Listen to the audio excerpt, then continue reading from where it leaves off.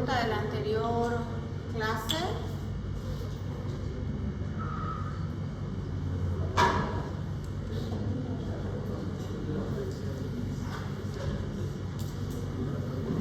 ¿Ninguna? La pregunta, doctora. ¿Qué tiene la gota? Tanto el corticoide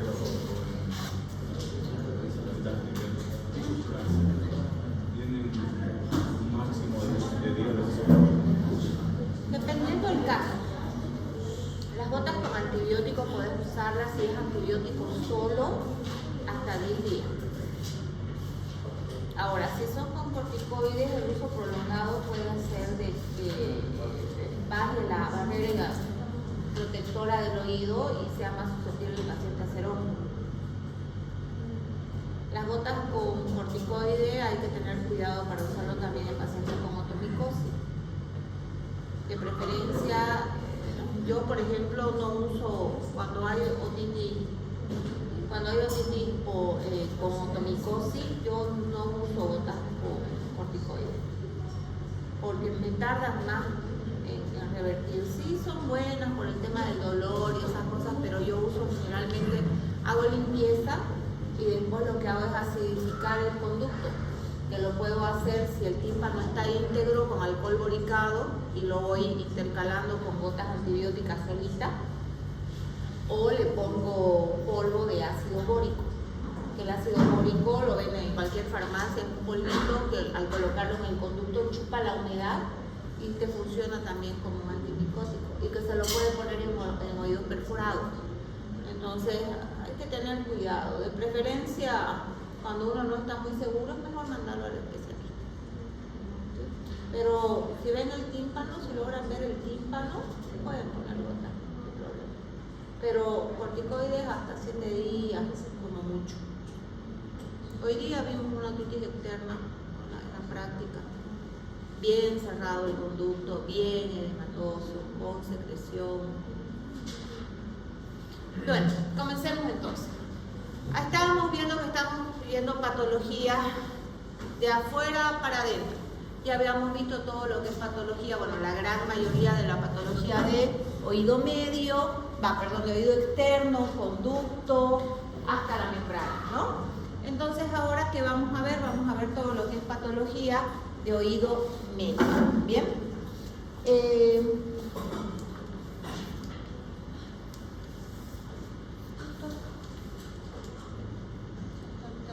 Bueno, clasificaciones de otitis van a encontrar ustedes en un montón de libros, varias clasificaciones. Bueno, esta de acá es una clasificación que está en el libro de Diamante.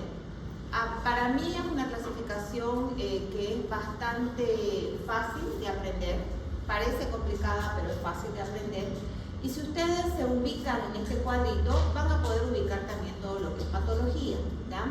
¿Cómo se clasifica la otitis media? Bueno, para empezar, ¿qué es la otitis media? Ya saben lo que es otitis externa. ¿Qué es la otitis media? Es inflamatorio infeccioso del oído medio. Y el oído medio, habíamos dicho que estaba formado por la caja del oído medio, la mastoides y la trompa de Eustaquio. Entonces, generalmente la otitis va a afectar no solamente al mucopericondrio de la caja del oído medio, sino la mayoría de las veces también a la mastoide. ¿Y dónde queda englobada la trompa de Eustaquio?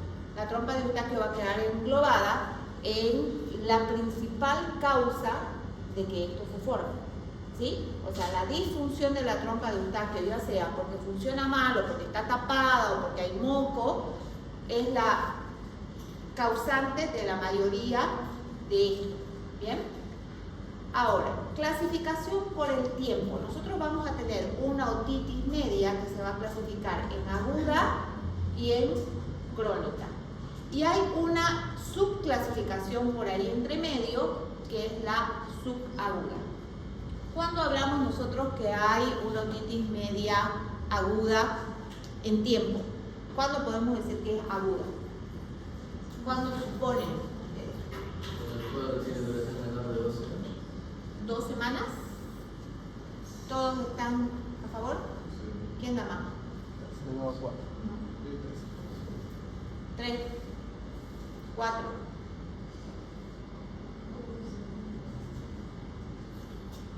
¿Qué dicen? Menos, quizá. Claro, ya dijeron 2, 3, 4.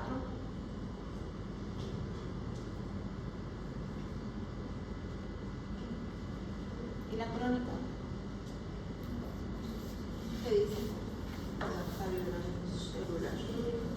4 semanas más. Silencio.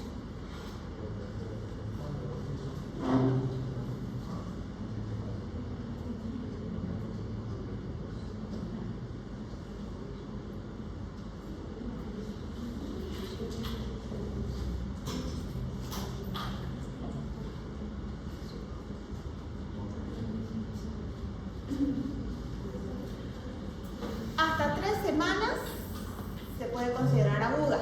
Hay libros que dicen de 4 para adelante, o sea, un mes para adelante ya vendría a ser crónica. Ya, aguda es menos de 4 semanas, entre 3 semanas y 4 semanas. ¿Bien? Pero después de ese tiempo nosotros ya podemos considerar que es crónica, que va a la cronificación.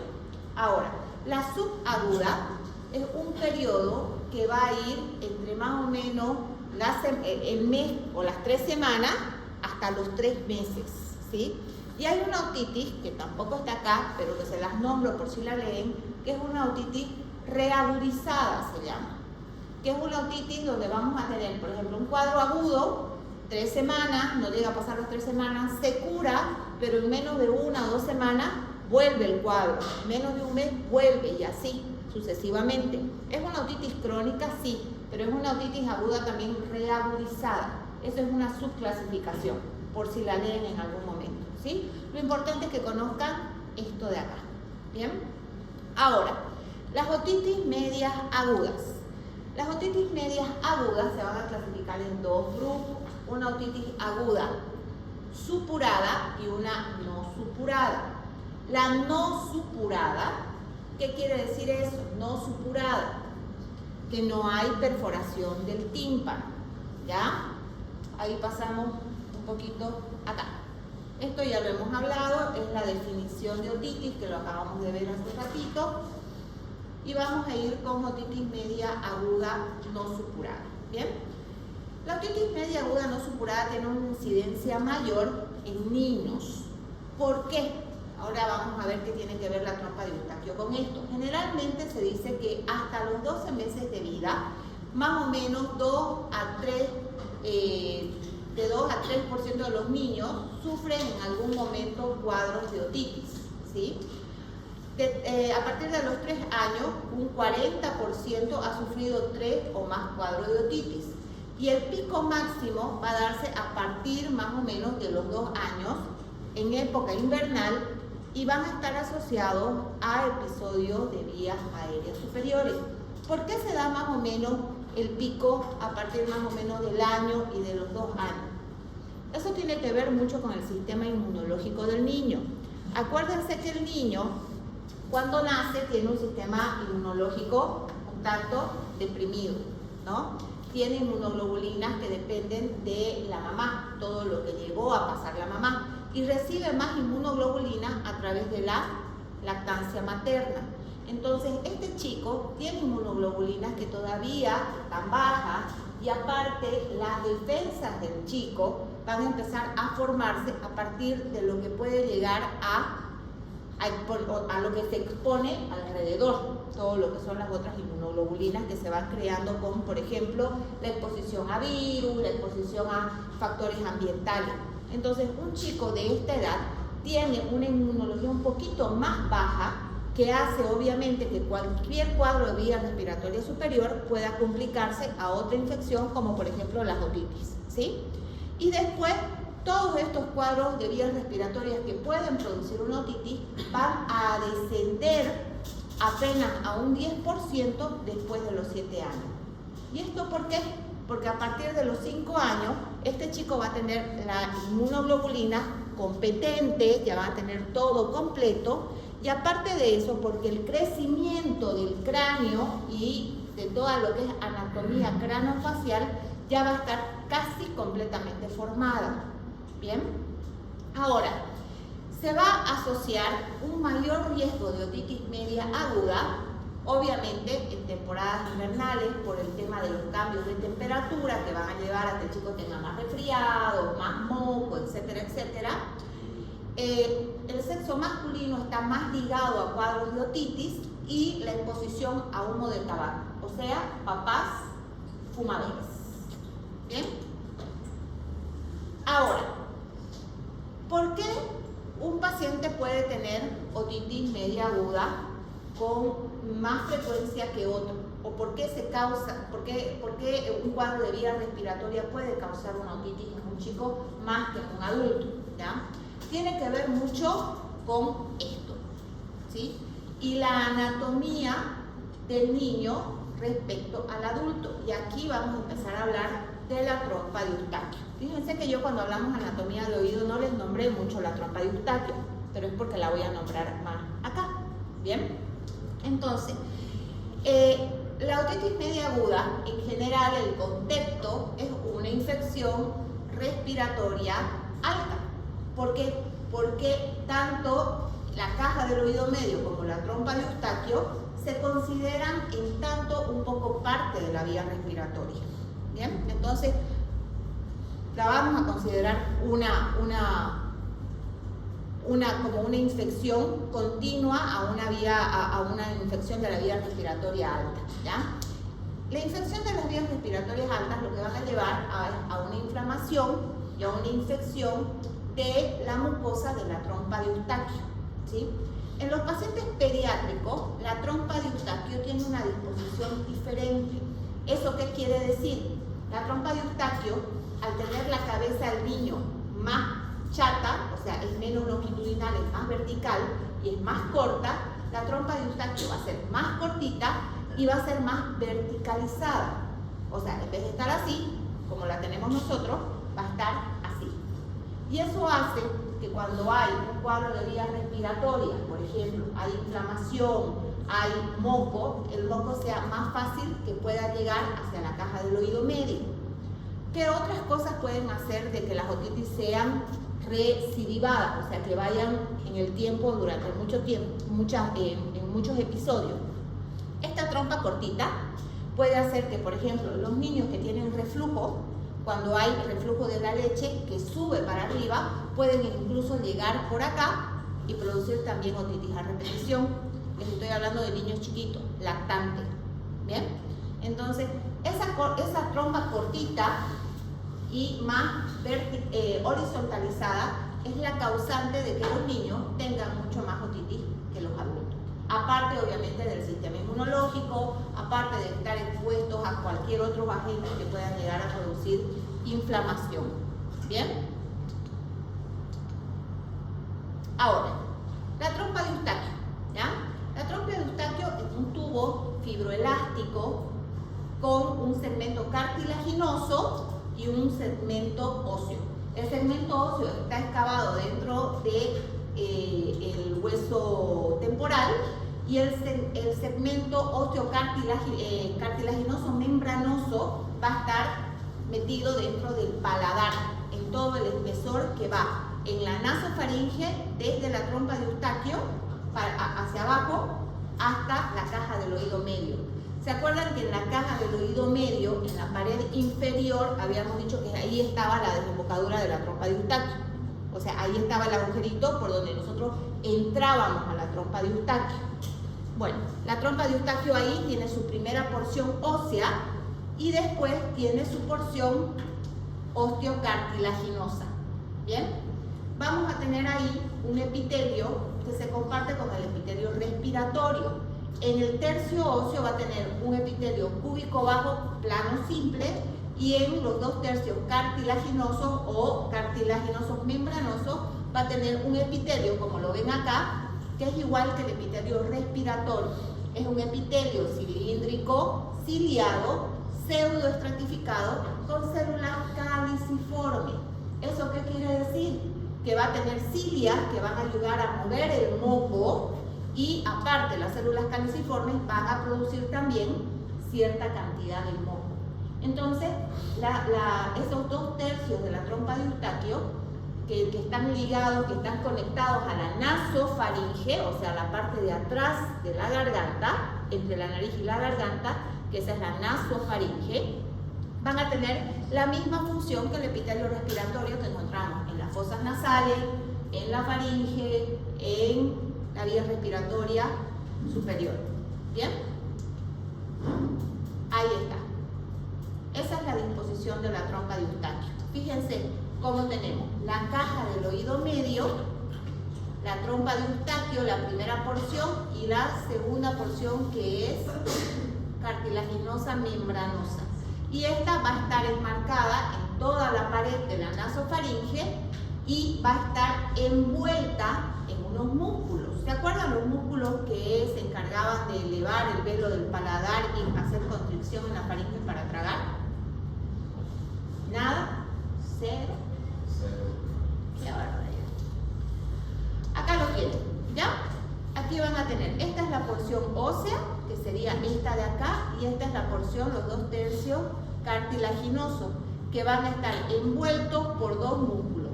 El elevador del velo del paladar y este que es el tensor del velo del paladar. ¿Se acuerdan o no se acuerdan? ¿No? Bueno, esos son, ¿ya? Entonces, ¿qué hacen estos músculos? Cuando ustedes tragan, cuando ustedes bostezan, cuando ustedes abren la boca, esos músculos son los que levantan el velo del paladar. Cuando ustedes dicen ¡ah!, el velo del paladar hace esto. Y cuando ustedes tragan, el velo, la parte de atrás del paladar blando hace esto. ¿Para qué? Para ayudar a que el bolo faríngeo, la saliva, pase de arriba hacia abajo, se contrae. Y esa contracción hace que la trompa de Eustaquio se abra y se cierra, porque estos músculos lo que hacen a ese cartílago que está así hueco es envolverlo.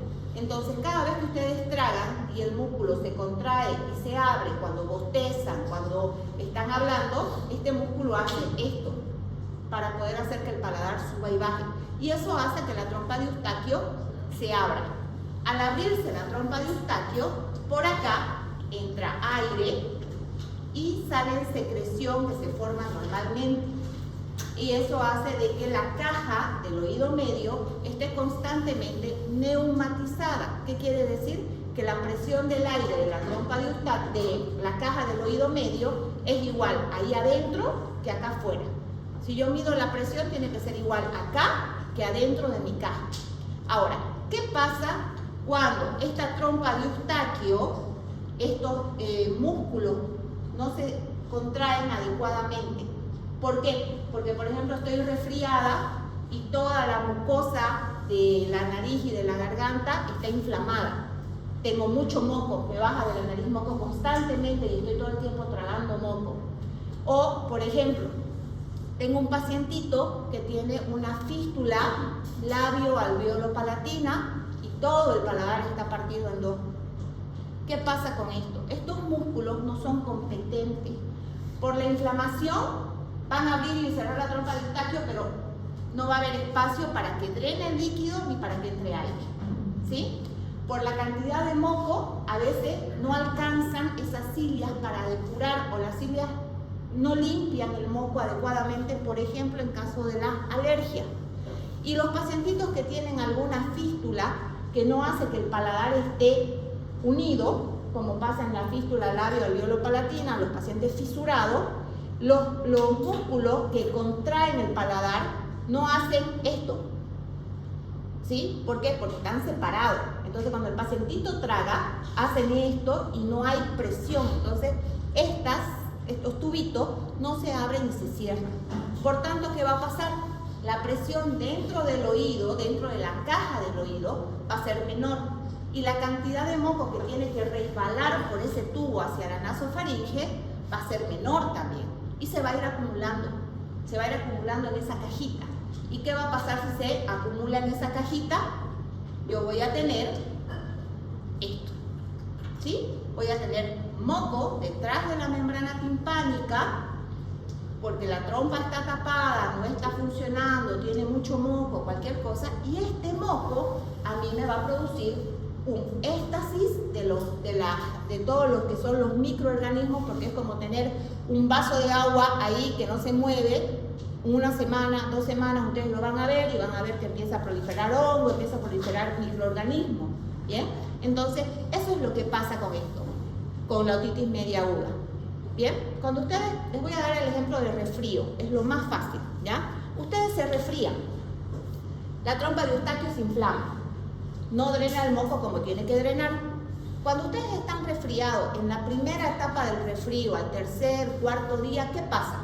Empieza a caerles moco, ¿no? Pero el moco, ¿cómo es? Es transparente, es translúcido. Bueno, esa es la primera etapa del resfrío. Y cuando nosotros vemos un oído en la primera etapa de una otitis aguda, por ejemplo, en contexto de un cuadro alérgico o en contexto de un resfrío, yo voy a mirar en la otoscopía y lo que voy a ver es líquido claro detrás del tímpano. Supuestamente este líquido claro, este moco que hay ahí atrás, es estéril, porque no está en contacto ni con la parte externa, porque la membrana está indemne y porque la trompa está cerrada por la inflamación. Bien, ahora, ¿qué pasa cuando su resfrío va pasando 4, 5, 6, 7 días? ¿Cómo se vuelve el moco? El moco se vuelve más espeso, más amarillento. Bueno, lo mismo pasa acá. Por el éxtasis de esos líquidos, por la inflamación, por que se empiezan a formar como detritus celulares, el moco se va a hacer un poco más tenso. Y vamos a ir cambiando de otitis media aguda, secretora, efusiva, que ahorita lo vamos a ver, a una otitis mucopurulenta o mucosa, o mucoide, como la quieran ver. ¿Bien? Ahora, en las otitis medias agudas, las bacterias y los virus generalmente son casi las mismas bacterias y los virus que se ven en una infección respiratoria alta, en un resfrío común, o en una sinusitis o en una faringoamigdalitis bacteriana. ¿Cuáles son los gérmenes más comunes? Estos de acá, ¿sí? Generalmente se dice que hay un 66% de los cuadros de otitis media aguda que son combinados, bacterias y virus, que van los dos juntos. Generalmente siempre va el virus primero y después la sobreinfección con las bacterias. Un 27% solo bacterias y un 4% que solamente es virus. Bien, que generalmente se dan en los cuadros agudos de resfrío. Ahora, las bacterias más frecuentes, el Streptococcus pneumoniae, el Haemophilus, la Mozzarella y el Streptococcus pyogenes en ese orden. Y los virus más frecuentes, obviamente el sincicial respiratorio, el rinovirus, el influenza y el resto que son los parainfluenza, adenovirus y enterovirus. Ahora, se ve medio feo, ¿no? Le vamos a apagar la luz acá para que puedan ver más claro. Mejor, ¿no?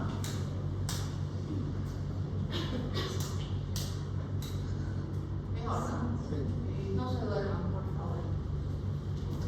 Entonces, vamos con la primera etapa de la otitis media aguda no supurada. Habíamos dicho que la no supurada del tímpano estaba indemne, ¿no? Entonces, acá, ¿qué es lo que vamos a ver?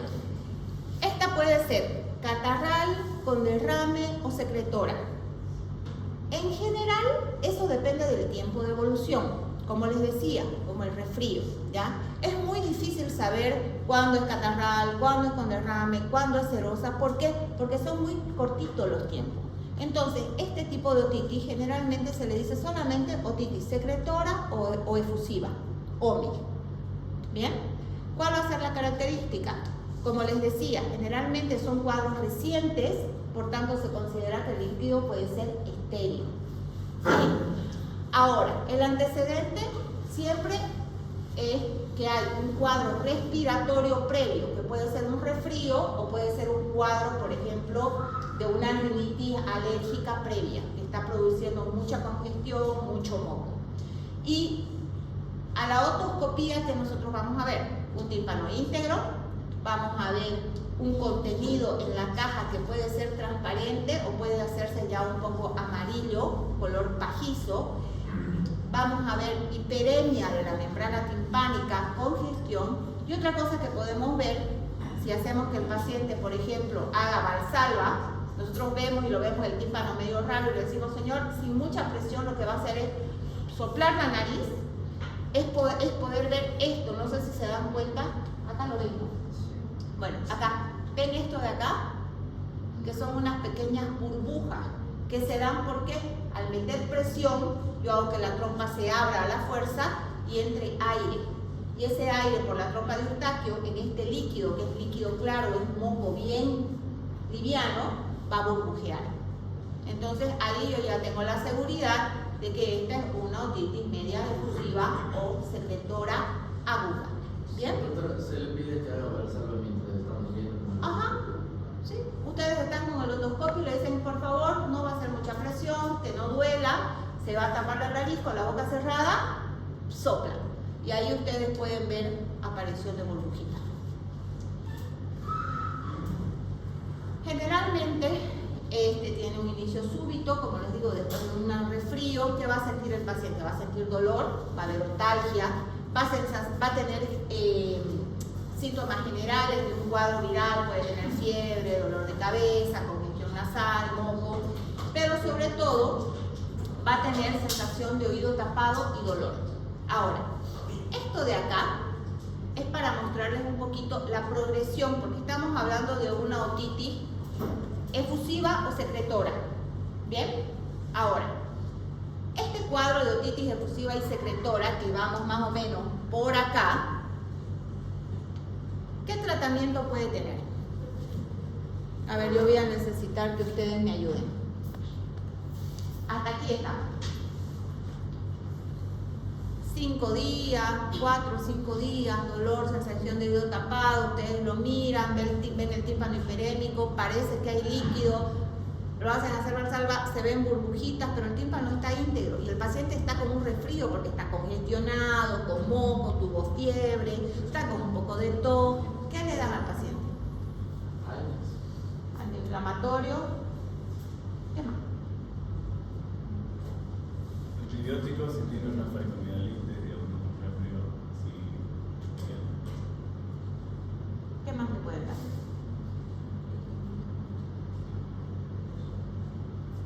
¿Qué le dan a un paciente resfriado? Antihistamínicos, Remenex, Zolfedrina, para que disminuya la secreción. En contexto, un antigripal que tiene varias cosas. ¿Qué les estoy diciendo? ¿Por qué no funciona el oído? Porque la trompa de Eustaquio está tapada, por algún motivo. Inflamación, moco, congestión, como lo quieran ver. Entonces, ¿qué tenemos que hacer? Destapar esa trompa de Eustaquio. ¿Y cómo podemos destapar esa trompa de Eustaquio? Los antigripales o los descongestionantes en general son como un combo de varias cosas. Vienen con antihistamínico, vienen con antiinflamatorio y vienen con algo que les ayuda generalmente con la congestión, como la pseudoefedrina, ¿ya? Entonces, ese es un buen recurso. Si el paciente está con mucho dolor, se le puede reforzar con un antiinflamatorio o se puede poner un poquito de algún corticoide. ¿Se le da gotas a este paciente? Gota ótica. No. No necesariamente. ¿Cómo? Por ahí empeora la situación. Es que no creo que haga mucho efecto tampoco, ¿no? Porque las gotas generalmente son más para la parte externa y acá estamos con un cuadro más interno, ¿no? Ahora, hay que tener un poco de cuidado con el tema de los descognitivos, con el tema de los antigripales, porque los antigripales tienen antialérgicos, antihistamínicos. Eso va a ayudar mucho con la congestión nasal. Pero si ustedes lo usan durante mucho tiempo, los antihistamínicos paralizan el movimiento ciliar. O sea, eso que yo quiero que el moco drene, se paraliza si lo utilizo mucho tiempo. Los descongestivos, como la pseudoefedrina, que tienen la mayoría de los antigripales, hacen que esa mucosidad se deshidrate y se haga más espesa, más filante. Entonces, ¿qué es lo que puede pasar? El moco que tiene que salir y resbalar por la trompa de Eustaquio se hace con un glue y se puede quedar adentro. Entonces, es excelente el tratamiento si ustedes le dan un descongestivo, le dan un poco de corticoides, dependiendo si el paciente tiene, ven ustedes algún cuadro infeccioso, bacteriano, como foco, como una faringoamigdalitis, como ese compañero, le pueden iniciar un antibiótico, pero hay que tener cuidado con el tiempo de uso de los descongestivos, porque ustedes pueden hacer que una otitis media aguda secretora se convierta en algo más crónico. Entonces se dan entre 3 como máximo 5 días, y si no hay mejora hay que cambiar el esquema completamente. ¿Sí? Pero eso es el tratamiento de ataque. Aparte, ¿qué otra cosa? Hay que dar hidratación para que el moco se haga mucho más líquido. Pueden ayudarlo con vapores, vaos, lo que ustedes quieran, porque ese vaporcito puede ayudar a fluidificar también. Pueden usar algún fluidificante, ayuda. Y sobre todo, los famosos, bueno, en este caso no es muy necesario los lavados nasales, pero solución fisiológica en la nariz o algún descongestionante nasal, también cuidando el tiempo en que se lo usa, para esto no sirve. ¿Bien? Perfecto, hasta ahí está. Ahora, ¿qué pasa si este cuadro que ustedes tenían como moco transparente, inflamación, era un resfrío común, pasa la semana, damos 8 días y el paciente sigue con el oído tapado, el dolor ya no es tanto, pero hay una incomodidad, el paciente dice, está el oído tapado y es como si tuviera agua, doctora. Es como que todo el tiempo yo me acuesto, se tapa, me levanto, se destapa, pero se vuelve a tapar, tengo unos dolorcitos tipo pulsante y sigo un poco congestionado, pero el tema es que el oído me está molestando porque ya tengo hasta zumbido, siendo como un ruido acá. Entonces, vamos con un cuadro mayor a 7 días, donde el paciente va a tener esa incomodidad, como les digo, generalmente ya no es un dolor importante, pero está constante. Yo miro y ya voy a ver esto. Voy a ver un tímpano opaco. Fíjense que acá no se ve triángulo luminoso. Bien, hay un tímpano opaco y claramente hay algo acá atrás, que ya no es algo claro, no es moco clarito, es un moco que se ve como más espeso. Entonces yo estoy pasando a una segunda etapa de la otitis. Y si esto persiste, esta secreción espesa empieza a contaminarse, empieza a producir ciertas toxinas, se convierte en pus, y la pus empieza a hacer destrucción de las membranas del tímpano, empieza a hacer presión y termina en perforación. Y esta etapa es la que nosotros le llamamos otitis media aguda supurada. La otra clasificación de la otitis media aguda. Otitis media aguda no supurada, la que hemos visto hasta acá, y la otitis supurada, que es esta. ¿Y qué tiene como característica la otitis supurada? Obviamente el paciente va a decir de que generalmente la molestia va a mejorar. Esa sensación de oído tapado, de presión, de dolor intermitente va a mejorar. ¿Por qué? Por el principio básico de absceso drenado, absceso curado, pero tampoco está curado, ¿no? Simplemente liberamos presión, el organismo liberó esa presión. Y ahora el paciente va a sentir el oído tapado, va a tener una disminución en la audición, ¿pero por qué? Porque vamos a tener una perforación. Y en este caso, el oído no va a transmitir el sonido como tiene que transmitirse. Hay una cosa de confusión. El paciente que va a tener además, va a tener supuración. Lo primero que va a sentir es, primero, una salida de un líquido serohemático o sangre directamente, y después con los días va a empezar a tener supuración activa. Le va a salir moco o pus o moco purulento del oído. ¿Bien? Eso es la progresión de este cuadro. Como puede este cuadro quedarse por acá y no supurar nunca y mantener así este cuadro de otitis durante meses, que ahorita lo vamos a ver, sí, con el transcurso de los días, 7, 10 días, podemos tener esto de acá. ¿Bien? Esto de acá se los voy a dejar para que lo lean en la casa, porque es el diagnóstico de la otitis por medio de, esto es ya un poquito más específico, es de la Sociedad Americana de Pediatría, y cómo se hace el diagnóstico por medio de criterios en niños, ¿sí? Para que lo lean y lo vean, les va a servir para pediatría. Ahora, ¿qué pasa con los pacientitos que hacen otitis aguda a repetición?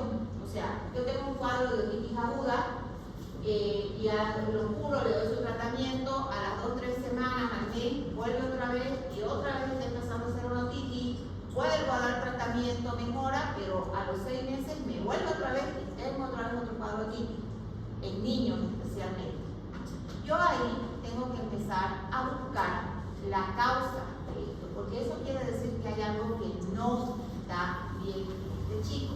Y no solamente por ahí es pensar, ay, es que es niño, los niños tienen moco todo el tiempo, su sistema inmunitario, ya va a crecer, va a mejorar, dale probióticos, dale kefir, dale esto. No, hay que buscar qué es lo que está pasando. Y en este caso nosotros ya nos vamos a agarrar de ciertos estudios que nos van a ayudar a complementar y poder decirle a la mamá, bueno, mire, hay que hacer esto porque si no este oído va a supurar todo el tiempo y este chico va a quedar con una secuela cuando sea grande. ¿Bien?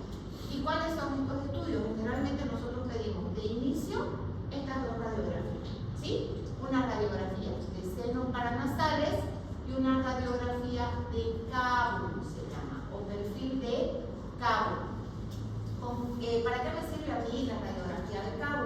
Es una radiografía que se hace de perfil, de lado y con el cuellito un poquito más hiperentendido que esto, y se lo hace cuando el niño por ahí, uno le dice, a ver, mete aire, el niño respira y ahí se saca la radiografía. ¿Para qué? Para poder ver esto, que es la columna aérea, y poder ver esta zona, la nasofaringe. ¿Y qué yo tengo que ver en la nasofaringe?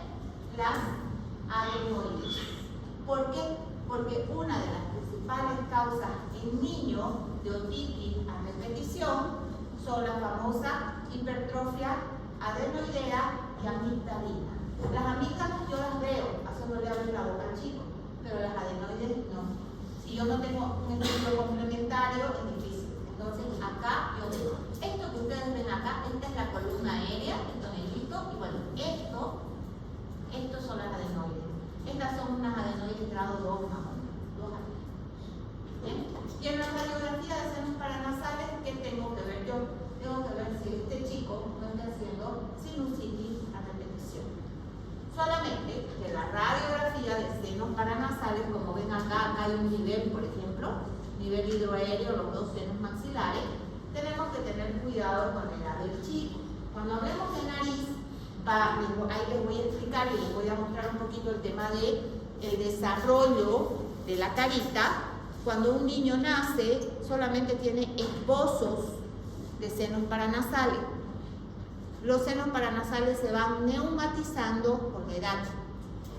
Yo tengo muchos pacientitos, las mamás me los mandan y me dicen, ay, lo que pasa es que la doctora dice que está con sinusitis. El niño tiene 3 años. Y le digo, ¿sinusitis de dónde?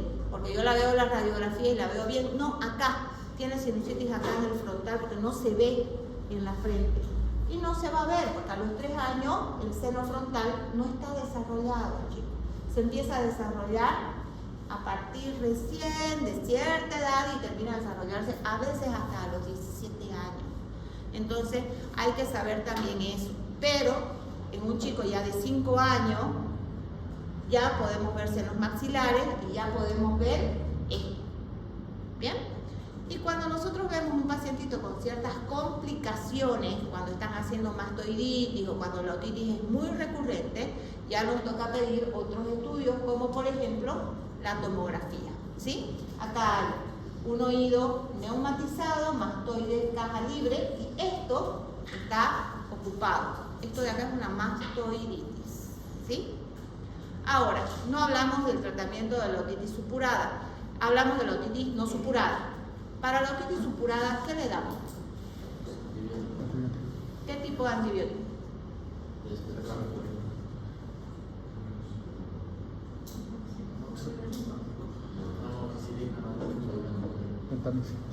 ¿De entrada? ¿Así de sopetón? Un triapén. Sabemos cuáles son las prerrogativas más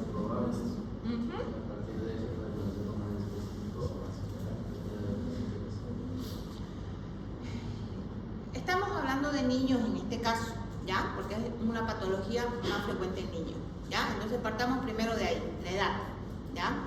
Cuando estamos hablando de pacientitos, ahí me vengo acá, cuando estamos hablando de pacientes pediátricos, tenemos que ver qué edad tiene el paciente y cuántas infecciones ha tenido. Porque es un niño, si es un niño de 1 o 2 años, que no tiene antecedentes, que su mayor problema es por ahí que tiene moco porque por ahí es alérgico, es rinítico, pero no ha recibido nunca un antibiótico, no le vamos a iniciar con un antibiótico ¿sí? Entonces, en ese caso, para un primer cuadro de otitis, una amoxicilina a la dosis kilo-peso correspondiente para oído es mejor, ¿bien? Entonces, ¿cuánto es la dosis kilo-peso oído? Nosotros no usamos la dosis pediátrica, que generalmente es de 50 miligramos, porque nosotros estamos tratando en una cavidad que es hueso. Entonces, tarda más en hacer efecto y aparte de eso, la dosificación tiene que ser mayor. Entonces, nosotros trabajamos con 80 miligramos kilo-peso. ¿Bien? 80 miligramos por kilo y eso lo vamos fraccionando en 2 o 3 dependiendo. ¿Bien? ¿Cuánto tiempo lo hacemos? Yo no doy menos de 10 días. En oído no doy menos de 10 días. ¿Ya? Hubo una discusión grande hasta el anteaño pasado con el tema de la Sociedad Americana de Pediatría, de otorrinolaringología, de pediatría también, con el tema de los días, porque decían, estaban en boga el tema del uso de antibióticos en tiempo corto, porque decían que era lo mismo usar 5 días que usar 10 días o usar 14 días, ¿sí? Pero no se olviden que Estados Unidos tiene una realidad diferente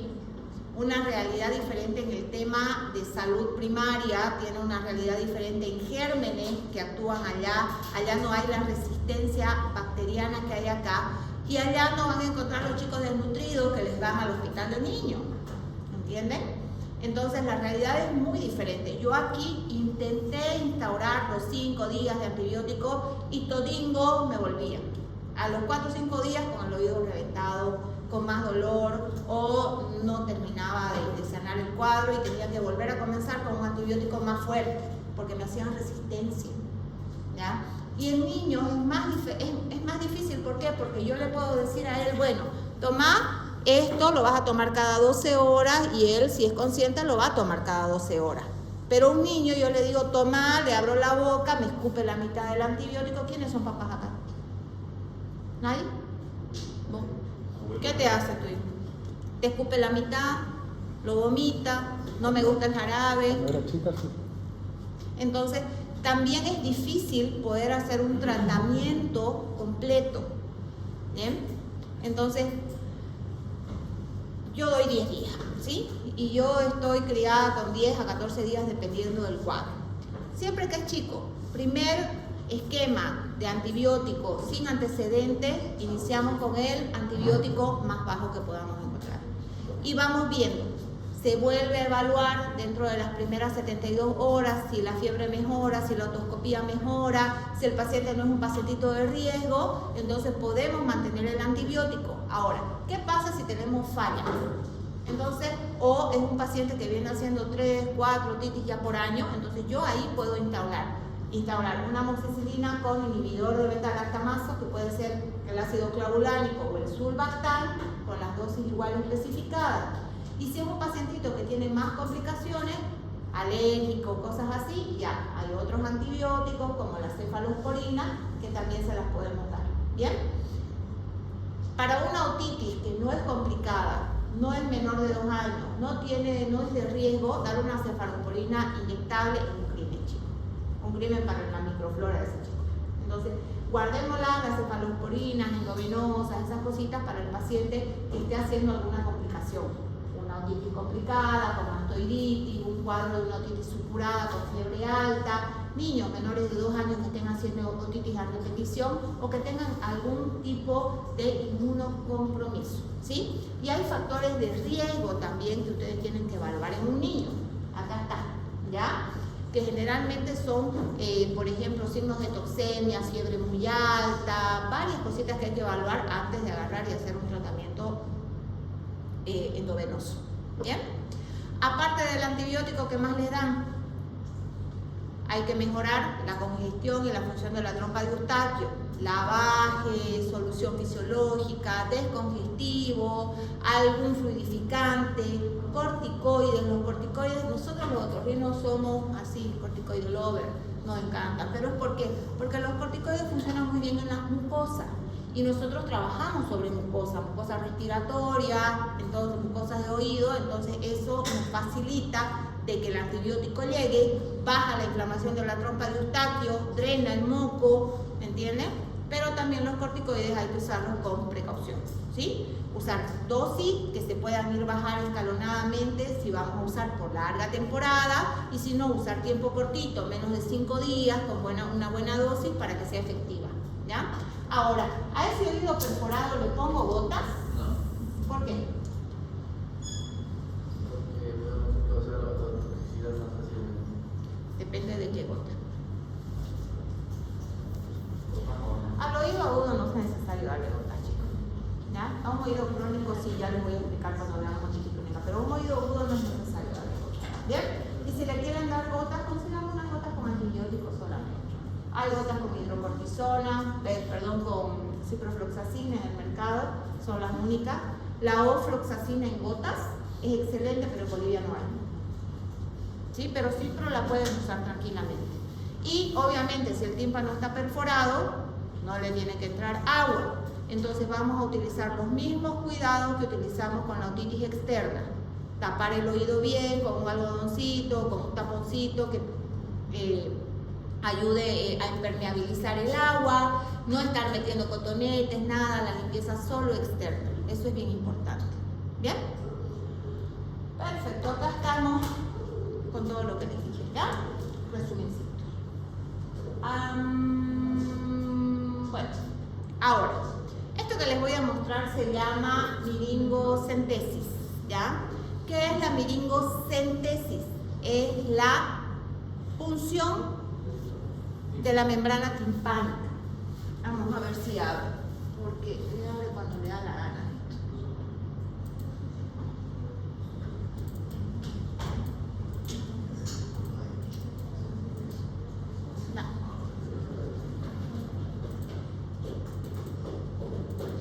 No le da la gana. Bueno, después les voy a mostrar una en la práctica, ¿ya?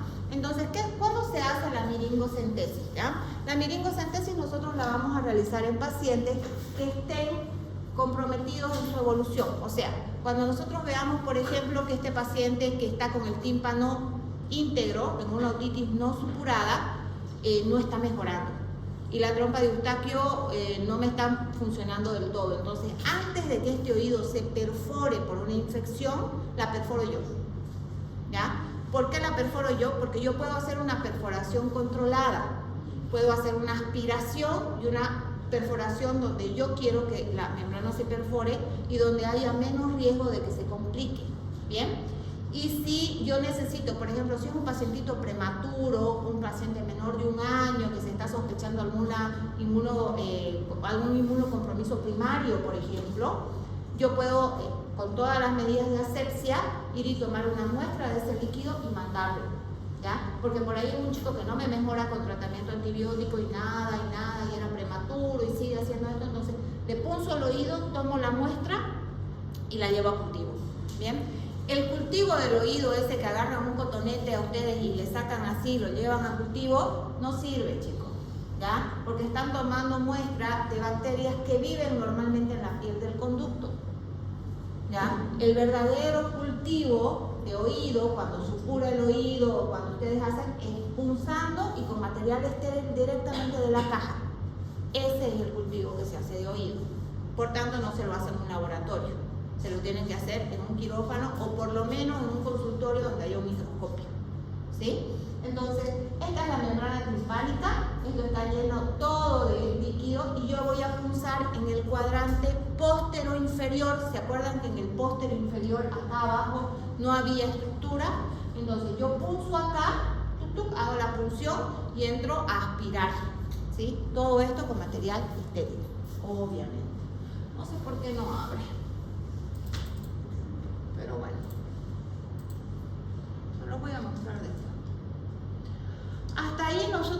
terminado todo esto de acá. Las otitis medias efusivas, que son estas, que les había dicho que es lo mismo catarral con derrame en secretora, porque no podemos saber cuándo es esto. Esto es la primera etapa. Las supuradas, que ya la hemos visto, y estamos con estas de acá, ¿ya? Que estas de acá son la progresión de estas de acá. Cuando yo tengo estas agudas que siguen estando más de 3 semanas, se convierten en serosa, mucoide y hemosiderínica. La mucosa y la serosa y la mucoide, perdón, son básicamente lo mismo, ¿ya? Es lo mismo que acá arriba, yo voy a ver moco espeso. Ahora, la hemosiderínica es una otitis, esto es lo mismo que les había hablado ya la anterior vez. Esto es lo mismo, la misma progresión como los decía, inflamación y burbujas. La mucoide, donde se ve ya el tímpano, fíjense cómo el moco acá ya se ve amarillento, ya esto es muco purulento. Si yo punzo acá, por ejemplo, yo voy a sacar un moco espeso, purulento, ya no va a ser el moco clarito, y esta es la hemosiderínica, ¿ya? Ahora, la hemosiderínica también se llama tímpano azul, ¿ya? Es rara, no es fácil de ver. Yo he visto 2 hemosiderínicas, una en mi residencia y una después, ¿ya? La hemosiderínica es una otitis crónica, pero les hablo de crónica, o sea, años de tener líquido en ese oído, un paciente que se olvidó, ahí estaba el oído, se pensó que quedó sordo para siempre, ¿y qué era? Era una otitis, ¿ya? ¿Qué pasa con la otitis hemosiderínica? El líquido produce inflamación, la inflamación constante va a producir extravasación de sangre dentro, como derrame, digamos, dentro de la caja del oído medio, y la hemosiderina que hay en la sangre va a teñir el moco tipo amarillo violáceo, pero aparte de eso, aparte de teñirlo, lo va a convertir en una gopa. ¿Cómo se llama esto que utilizan los niños? ¿Como moco? Slime. Parecido tal cual azul. Y el tratamiento de esto, obviamente, es quirúrgico. Hay que entrar a hacer una miringocentesis, lo mismo que vimos, y a veces hay que hacer como una miringocentesis, pero con una ventanita más grande y con un aspirador ir limpiando y sacando todo ese grupo, ¿sí? Esa es la única forma, porque después esto por la trompa de Eustaquio es imposible que salga, ¿bien? Y bueno, hablemos un poquito del diagnóstico. A ver, una otitis media, sea supurada o no supurada, va a tener ¿qué tipo de hipoacusia? Conductiva, salvo de que sea una otitis que esté produciendo ya una complicación a nivel del oído interno. ¿Y cómo puede llegar a pasar esto? Cuando hay mucho contenido purulento en la caja del oído medio, no se olviden que eso produce toxinas, y esa toxina puede irse por la ventana oval. ¿Hacia dónde? Hacia los líquidos endolinfáticos, o sea, peri y endolinfático, y ese puede producir una toxicidad. Y aparte de producir pérdida auditiva, puede llegar a producir también vértigo. Esa es la famosa laberintitis supurada. Por una infección de oído podemos tener pérdida auditiva y vértigo. ¿Bien? Pero básicamente una otitis que van a encontrar esto, una hipoacusia conductiva.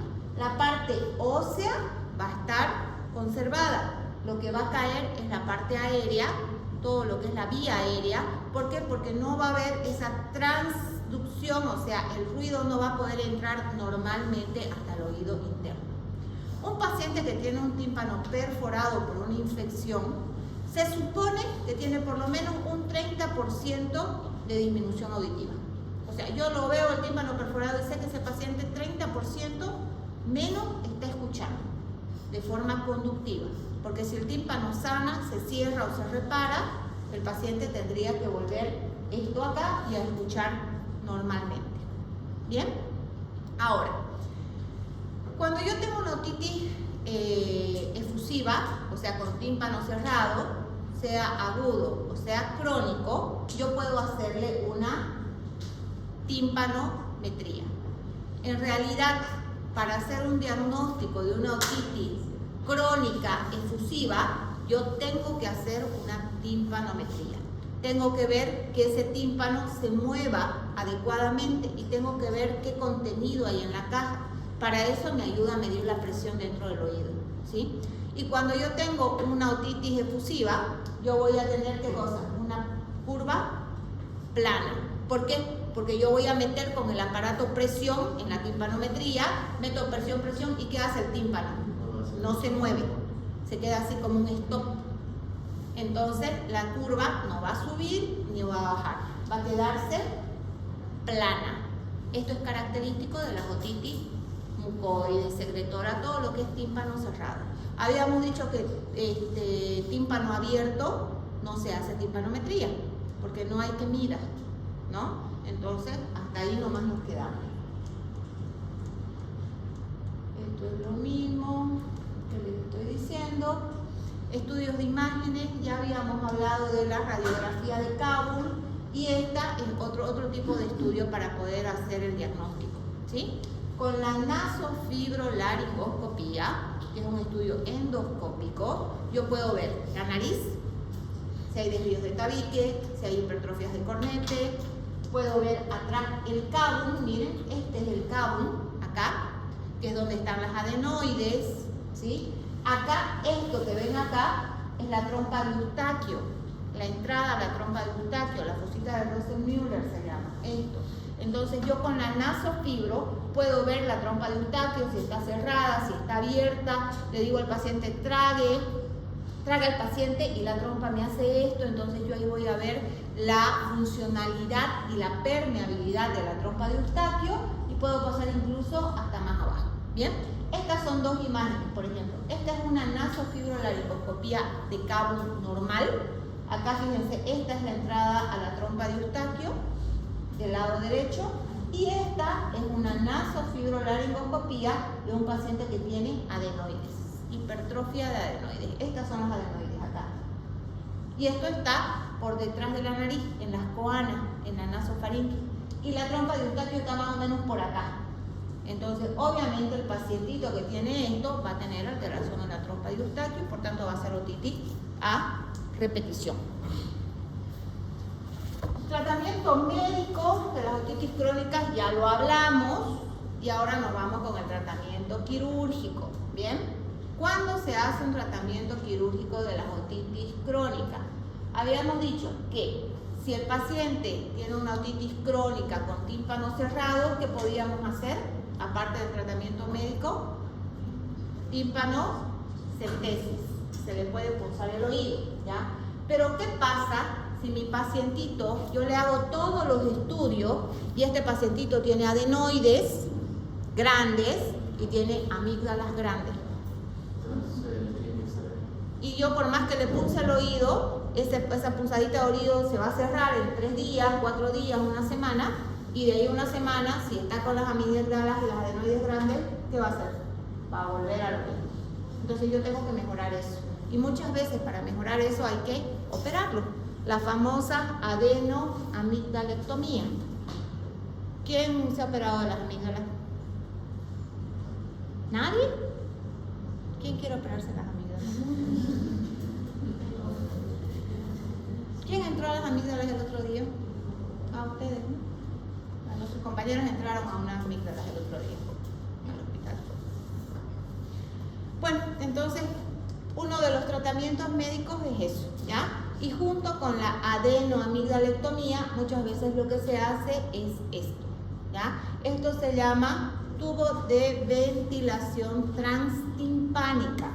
Cuando uno hace la viringocentesis, hace ese agujerito, drena el moco, como este pacientito, por más que yo lo opere, porque se lo puedo operar en el mismo momento de adenoides y de amígdala, yo sé que va a llevar un tiempo hasta que desinflame por el tema del postquirúrgico, hasta que las trompitas de Eustaquio vuelvan a funcionar normalmente, hasta que todo vuelva a la normalidad. Yo no puedo dejarlo el oído así, porque yo estoy entrando porque el oído está mal. Entonces, ¿Qué se hace? Se hace la miringotomía, o sea, la miringocentesis, se hace la punción, se drena y se pone este tubito que va a ir desde la parte del conducto auditivo externo comunicando a la caja del oído medio, ¿sí? ¿Y para qué me sirve este tubito? Este tubito me sirve como un pasaje para mejorar la presión de la caja del oído medio, para que la presión que hay afuera sea la misma que adentro, como habíamos dicho al comienzo que tenía que estar. Y para que toda la secreción que se va formando en la caja del oído medio drene por acá y no se quede estacionada acá, ¿sí? ¿Hasta cuándo? Hasta que su cabo y sus amígdalas mejoren, ¿sí? Cicatrices, funciona su trompa de Eustaquio, mejoremos todo eso. Muchas veces este tubito se sale, se obstruye solo. Generalmente el tubito se lo coloca y se va reepitelizando la membrana timpánica y a partir más o menos del sexto mes ya puede uno pensar que el oído lo saca solito. Y si no lo saca el oído solo, lo sacamos nosotros. ¿Bien? ¿La membrana puede quedar perforada? Sí, algunas veces, pero son la menor de las veces. Y es preferible que quede esa perforación chiquita, que después nosotros la podemos llegar a reparar, a que el oído viva con supuración constante y pueda llegar a tener un problema mayor, una mastoiditis, alguna otra complicación. ¿Bien? Entonces esto es lo que hacemos nosotros con esos tímpanos. Y esto no va a funcionar tampoco, qué lástima.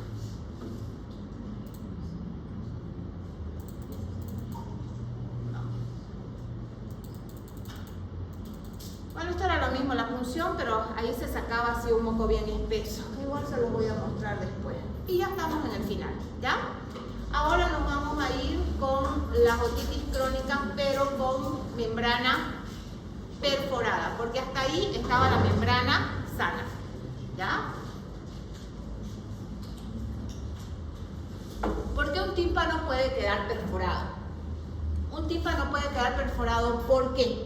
Porque hay una secuela de las otitis anteriores, porque puede haber un colesteatoma, que puede ser primario o secundario, ahorita vamos a ver el tema del colesteatoma, porque hay una secuela de una otitis media aguda necrotizante. ¿Qué quiere decir eso? Una otitis media aguda con mucha secreción de pus, que se comió mucha membrana y quedó mucha falta de membrana y no cerró, no se llegó a reepitelizar, o secundaria a un traumatismo, ¿ya?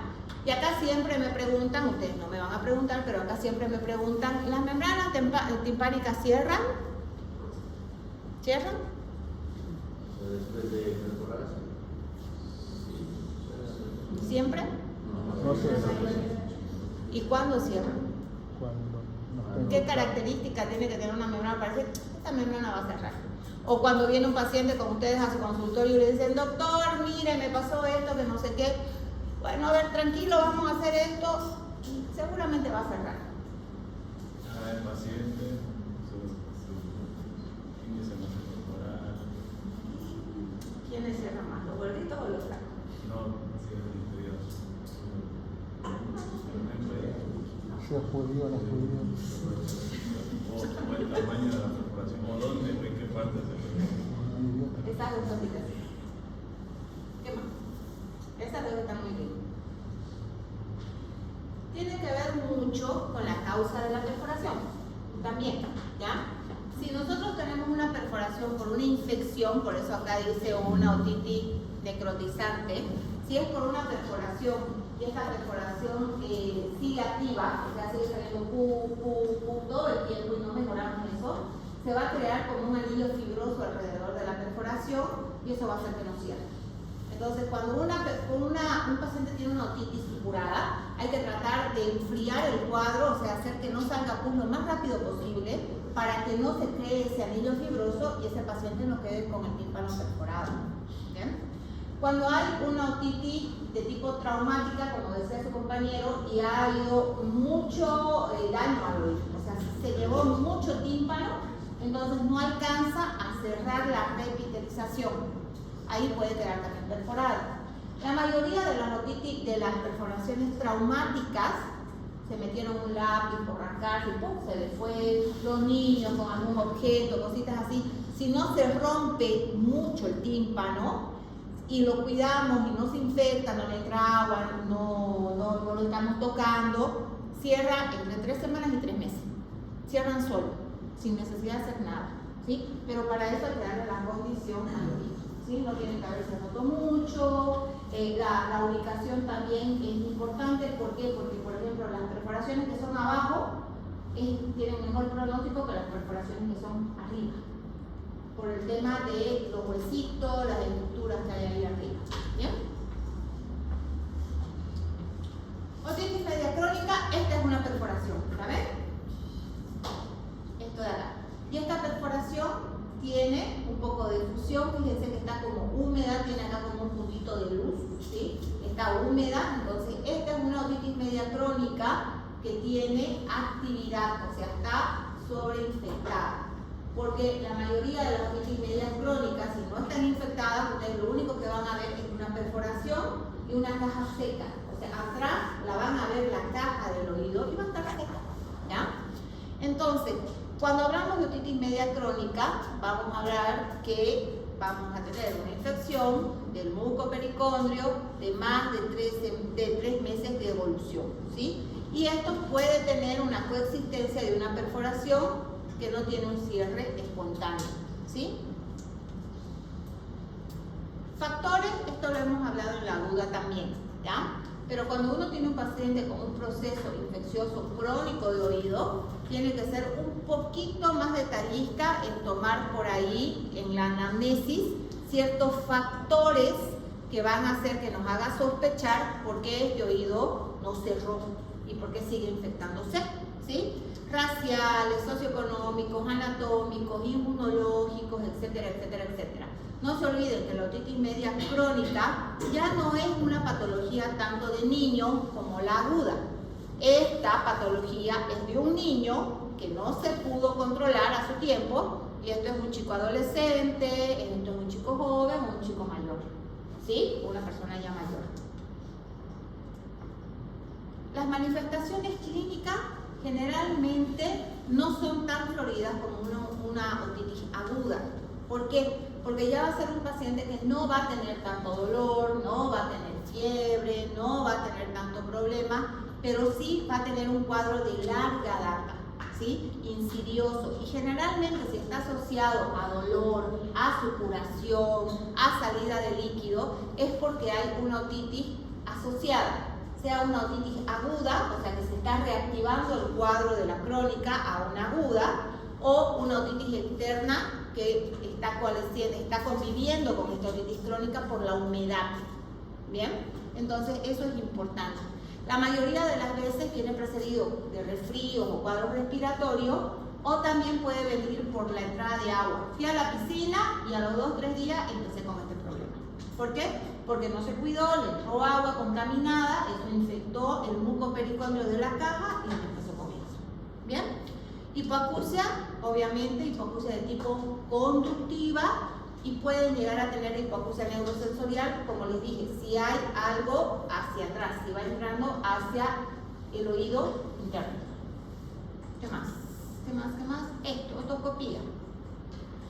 Eso es para que vean un poquito localizaciones de perforación, ¿ya?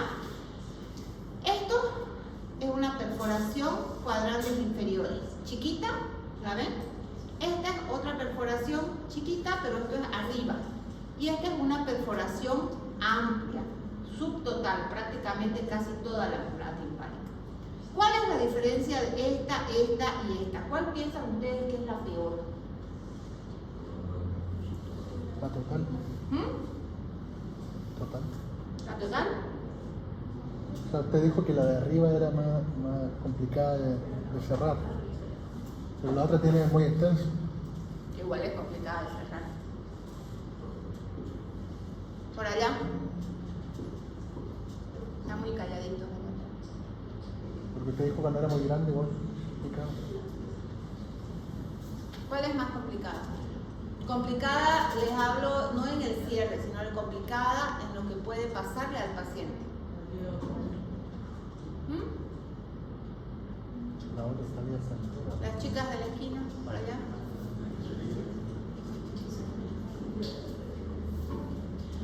Bueno, Les explico por qué les pongo yo estas 3 perforaciones acá, ¿ya? A ver, esta perforación es en los cuadrantes inferiores. Es una perforación chica, pero habíamos dicho que aquí no hay muchas estructuras. Por tanto, el paciente va a tener hipoacusia, va a tener supuración de vez en cuando, tiene que cuidarse con la entrada del agua, pero por ahí más nada, ¿ya? ¿Qué pasa con esta perforación de acá que es prácticamente total? Fíjense que acá se ve los huesecillos, todo esto que ven es la caja del oído medio, este es el promontorio, o sea, prácticamente está toda la membrana destruida, ¿ya? Pero acá arriba, la pars flácida, la tengo dentro de todo conservada. Yo esta perforación la miro y la puedo controlar. Ahora, ¿qué pasa con esta perforación? Yo tengo prácticamente toda la membrana íntegra, solamente que la pars flácida está perforada.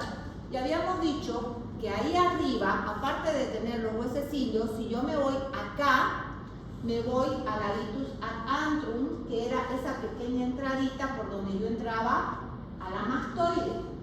Entonces, este paciente tiene más predisposición de hacer complicaciones. ¿Por qué? Porque yo esto no lo puedo controlar, porque tengo un agujerito chiquito en la parte flácida, yo no sé qué está pasando acá atrás, y la infección acá tranquilamente puede irse hacia arriba, hacia la mastoide, y de la mastoide un techo súper delgadito al sistema nervioso central.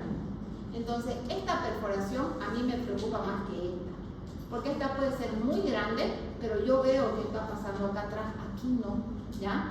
Y este lugar chiquitito, que es la porción superior en el epitímpano cerquita de la mastoide, es el lugar donde con más frecuencia yo puedo tener esto, que se llama colesteatoma, que es un tumor que se empieza a formar a lo largo de la vida con las múltiples infecciones.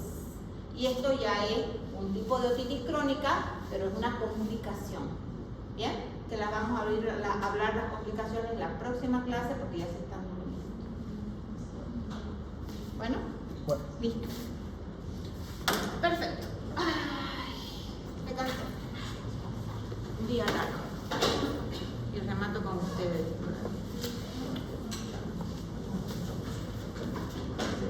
¿Están todos? No. Así lo hacemos más rápido y se va más rápido.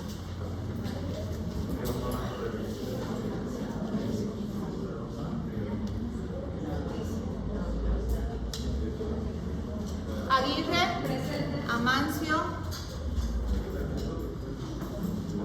Antelo, Cabello, Calderón, Carrara, Castillo, Chilo, China, Cortés, Denker, Durán, Elorriaga, Escalante, Escobar, Ciney,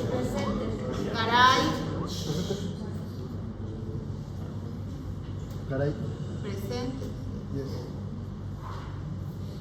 García, González, Gutiérrez,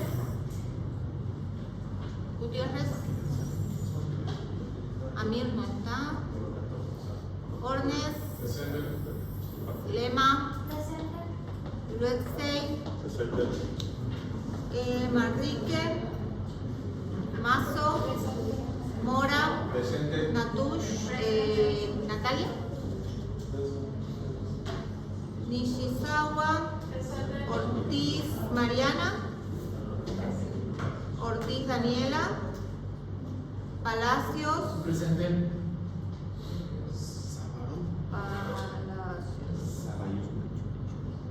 Paz Luis Fernando, Paz Ana Bárbara, Paz Andrés, Portillo, Quesada, Reynoso, Ríos, Rivero, Roca, Salvatierra, Santander, Cerrate, Silva, Tapia, Urioste, Macaflores, Valverde, Vargas, Natucho Alejandro, ¿quién me falta? Virués, Yorimoto, Zaguini, Zambrano. Váyanse.